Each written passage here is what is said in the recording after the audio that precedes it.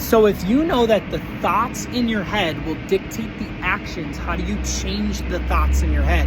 It starts with your environment. And this is why this is part 5 of 5, is because I truly believe that your environment dictates who you are. And there's a couple of reasons for that. The first part of this is that your environment creates the expectation that you have for yourself. And there's a great quote, I think Tony Robbins or James Clear, and they say that we rise and fall to the expectations of our peer group. A great example of that is the Army. When someone goes off to military training, right, and there's 50 people and they're all gonna run 20 miles, that's just what the group is doing. And so even someone who's not in that condition, they'll finish the 20 miles, and it's because they have to. Why do they have to? Because the whole group is doing it. And so another great example of this is maybe you are going out and partying a couple of times a week because that's what that's what your environment is doing. And so I just think about last year when I had a couple of friends in the Twin Cities where I am.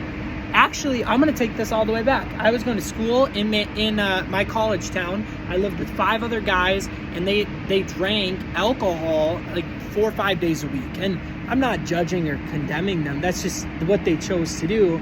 And for me, that was really challenging to not also do that. Why? Because that's what my environment was doing. And so COVID was such a blessing because it moved me back home, and I moved back in with my family. And that was great because it took me out of that environment and placed me into different expectations. What were the expectations that I was home? I had my stuff together. I helped around the house. I worked hard. And there wasn't other external expectations of, hey, you're here, so we expect you to party with us, or we expect you to do this or that. And then when I was home for a while, I realized that those expectations were weighing me down, because what were the thoughts and things being said back home in my town of 1,000 people? Rich people are bad. You can't work all the time. You have to take days off. And so all of those things, those external things, were also weighing me down. And so then I moved to the Twin Cities. What happened when I moved to the Twin Cities? I was all by myself. So I hung out with my college friends who were in the cities. Well, what were they doing? Going out 2 days on the weekends. Is that okay? Absolutely, it's okay. But what was I doing then? I was going out with them. And so because they were, I was, and that is just the power of environment. And so you probably heard this before, but you are the average of the 5 people that you hang out with the most.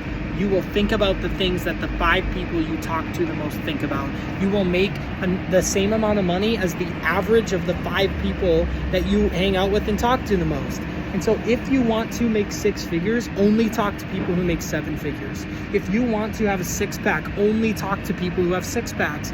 If you want to change your entire life and be like somebody, only talk to that person, because your environment dictates your life so much more than I can stress on a video. And I want you to identify this. I see this so much and so clearly because I came from a town of 1,000 people where there wasn't the expectation that you go out and build $1 million business or anything like that, right? The expectation is on the weekends you go to the small local bars, and that's just what life is. You build a family, you have kids, you raise them, they play sports, and then you die.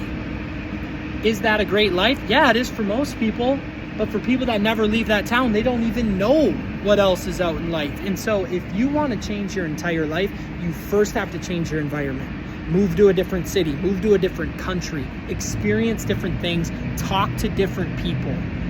Your environment will dictate your thoughts, and it will dictate your entire life more than you could ever identify.